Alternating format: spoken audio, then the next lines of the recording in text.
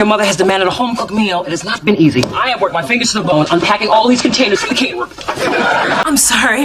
I seem to have missed a step. Why is your daughter getting it? She's older. Oh, honey, if that was the case, you'd have everything. Valarie Pettiford is celebrated for her incredible talent as an actress, singer, and dancer, lighting up Broadway, television, and film with her unforgettable performances. But while fans know her for the glamour and success, few realize the personal struggles and heartbreaks she faced behind the scenes, moments that tested her strength and resilience in ways she never expected. So, what really happened to Valarie Pettiford that makes her story both heartbreaking and inspiring? Stay tuned as we explore the untold story of Valarie Pettiford. Valarie Pettiford is one of those rare talents who seemed destined to shine. Born on July 8, 1960, in Queens, New York, she grew up in a family that recognized her spark from an early age. Valarie was the kind of girl who couldn't sit still when music came on. She danced around her living room, sang along to the radio, and dreamed of a life where she could share her gift with the world. Her parents supported her passion, even though they knew it wasn't going to be easy. They understood that their daughter had something special, and they encouraged her to follow her heart.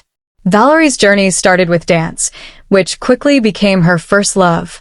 She poured her energy into ballet and jazz, eventually finding her way into the world of Broadway, where her grace and powerful stage presence would turn heads. By the time she was a teenager, Valarie was already training seriously in dance. It was grueling, both physically and mentally, but she thrived. Hours at the studio, sore muscles, long rehearsals. She didn't see them as sacrifices, but as stepping stones to her dreams. And soon, those dreams started to take shape. In 1978, Valarie made her Broadway debut in The Wiz, an all-black retelling of The Wizard of Oz. For a young black woman stepping onto one of the biggest stages in the world, this was life-changing. Broadway wasn't easy to break into, and yet Valarie's talent made people take notice. Her early years on stage taught her discipline, resilience, and the importance of standing out in a world full of competition. She wasn't just another chorus dancer. There was something magnetic about her. Her movements told a story, and audiences could feel the passion radiating off her every time she performed. Valarie's Broadway journey only grew stronger as the years went on. One of her biggest moments came with Fosse, a musical revue that paid tribute to the legendary choreographer Bob Fosse. When Valarie Pettiford stepped onto the stage, people noticed immediately. She wasn't the kind of performer who faded into the background. From the very beginning of her career, critics recognized that she had a rare mix of talent, presence, and energy that could captivate an entire audience. In 1983, Alvin Klein of the New York Times reviewed her role in the musical revue Ladies and Gentlemen, Jerome Kern, and his words painted a clear picture of just how magnetic she was. You will not for a moment take your eyes off Valarie Pettiford, the show's standout, a sinewy dancer who can be sultry or sweet, measure for measure, as prescribed. Pettiford appears to be a superbly trained dancer, schooled in balletic finesse and Broadway-style razzmatazz, and a stunning presence. That kind of praise wasn't given lightly. For a young actress still carving out her space in the industry, being called the standout was proof that Valarie had something special. She wasn't just another talented performer. She had that spark, the rare gift of transforming technique into emotion and movement into magic. Her performance in the show was so powerful that she earned a Tony Award nomination for Best Featured Actress in a musical. For many, this was the stamp of approval, proof that she had made it to the top tier of Broadway.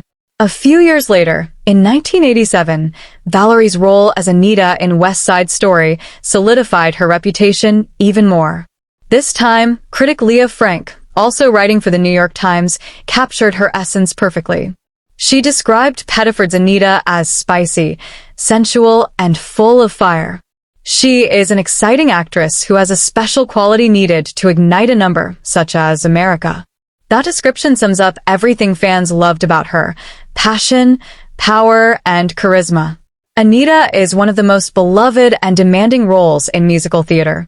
It requires not only strong dancing and singing, but also the kind of fiery personality that can light up the stage.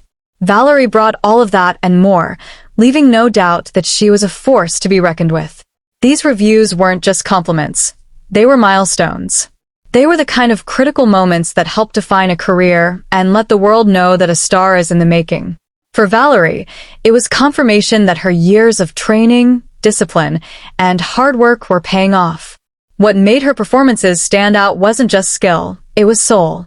Every move she made, every note she sang, every line she delivered carried emotion. Whether she was sultry, sweet, fiery, or vulnerable, she embodied the character fully. That's why audiences and critics alike couldn't take their eyes off her. But success on the outside didn't mean life was always easy. Behind the applause and bright lights, Valarie faced struggles that many fans never knew about. While Broadway was her foundation, Valarie had bigger dreams. She wanted to explore acting, to use her voice not only in song but also in stories told on screen. Her very first television role came in 1988 when she appeared in an episode of the original series The Equalizer. She played a character named Jackie in the episode No Place Like Home. For many stage actors, the transition to TV can be tricky.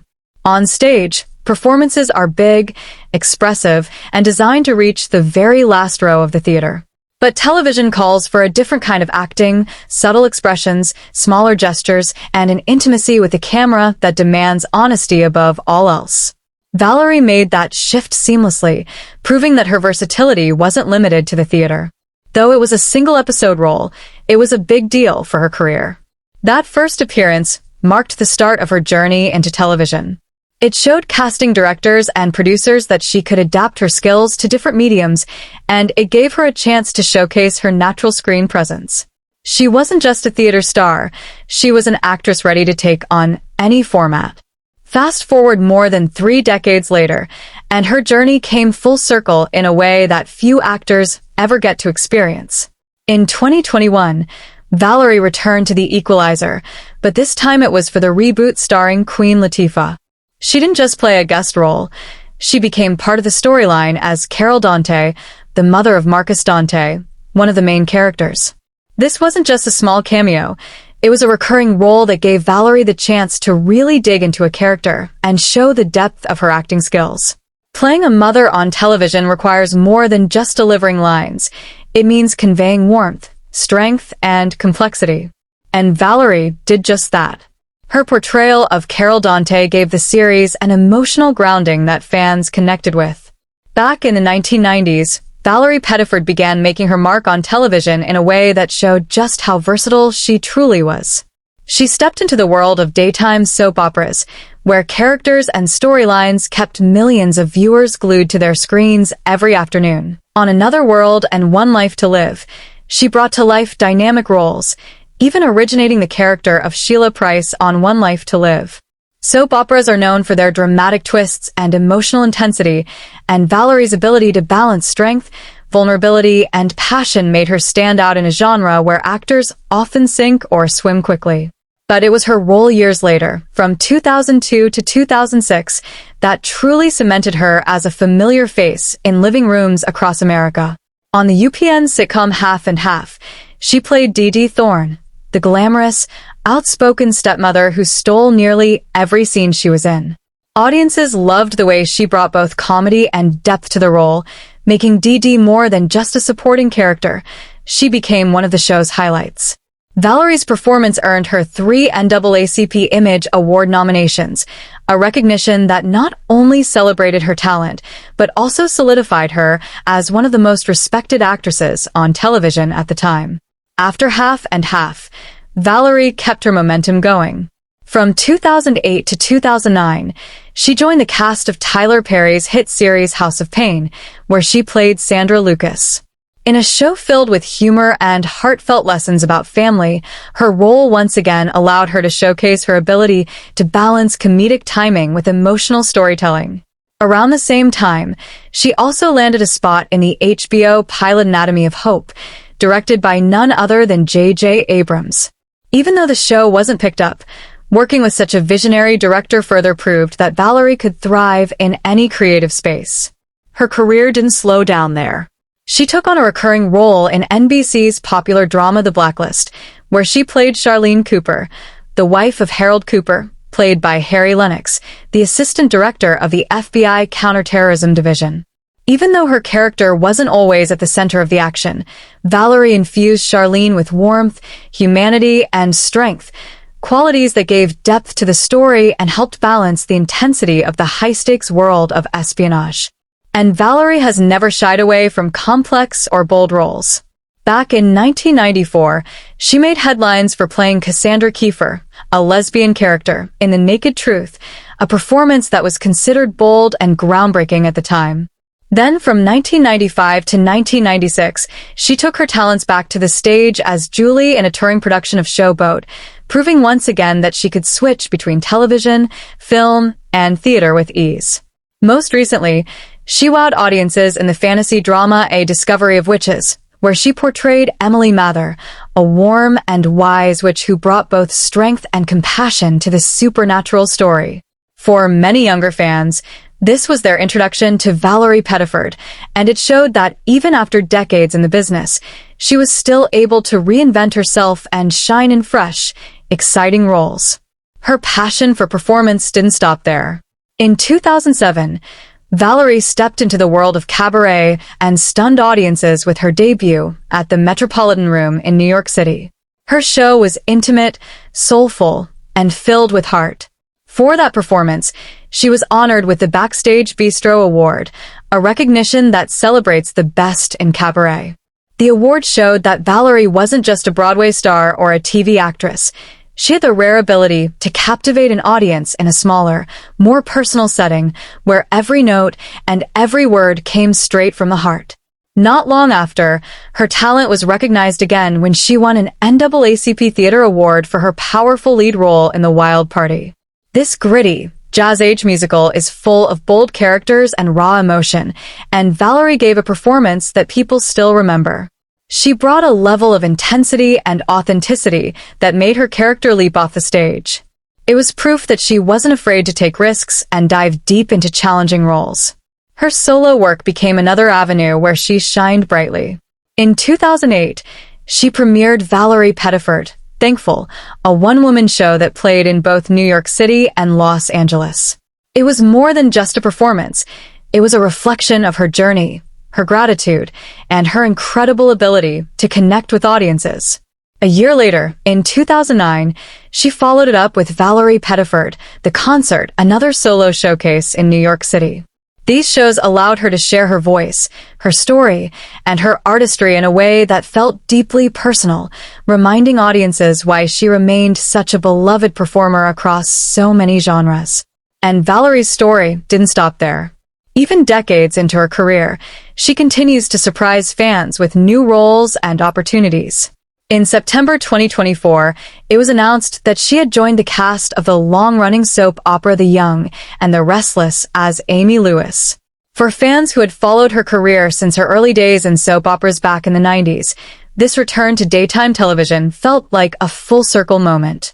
It showed that Valarie's journey was still unfolding, and she remained as relevant, talented, and captivating as ever.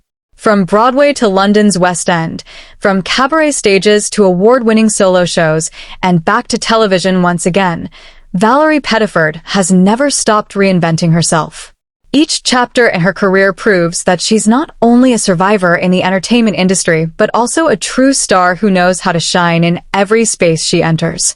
Yet even as her career flourished, Valarie was dealing with personal challenges that would deeply affect her life. Valarie often described herself as someone who was married to her work. While others her age were settling down, building families, and choosing stability, Valarie was constantly chasing her next role.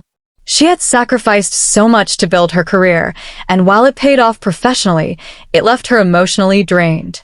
Her dedication meant long hours away from loved ones, endless rehearsals, and the kind of pressure that never really went away.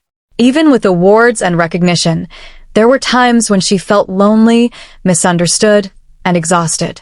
At the same time, Valarie faced the reality of being a Black woman in Hollywood and on Broadway during a time when opportunities were far fewer than they are today. She had to fight stereotypes, push past typecasting, and prove over and over again that she was more than just a background performer. She wanted roles that showcased her full range, roles that reflected her humanity. But those were not always easy to come by. Perhaps the hardest part of Valarie Pettiford's story is her struggles outside of the stage and screen. While her professional life was filled with applause, her personal life had its share of heartbreaks. Valarie once opened up about how difficult it was to balance the demands of her career with relationships. She admitted that at times, she felt like she had to choose between love and her dreams. This left her with regrets, as she longed for the stability that comes with a strong family life. Her greatest challenge came when she faced painful losses within her personal circle. These were private battles, the kind that most fans never saw. Grief weighed heavily on her, and while she continued to put on a brave face in public, those closest to her knew she carried a lot of pain in her heart.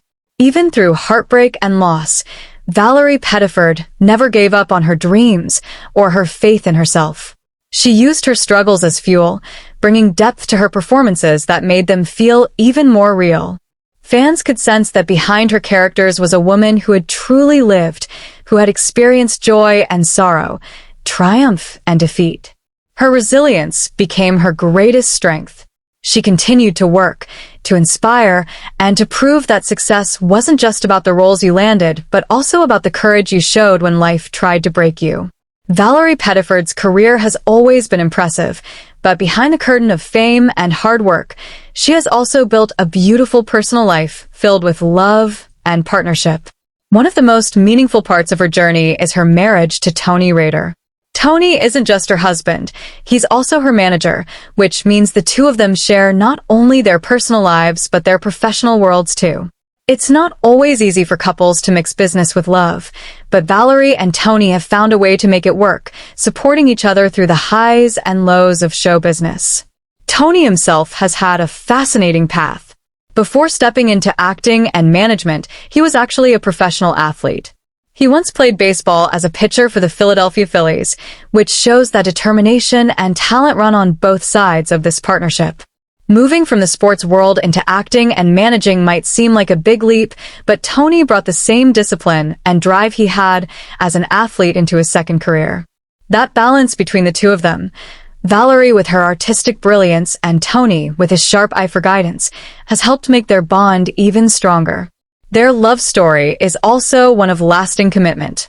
The two got engaged all the way back in 1991, and over the years, they have built a relationship rooted in loyalty, respect, and shared dreams. In an industry where relationships can sometimes be fleeting, their marriage has stood as proof that true love can survive the demands of fame and busy schedules. Fans often admire Valarie not only for her talents but also for the grace and stability she carries in her personal life, and Tony has been a big part of that foundation.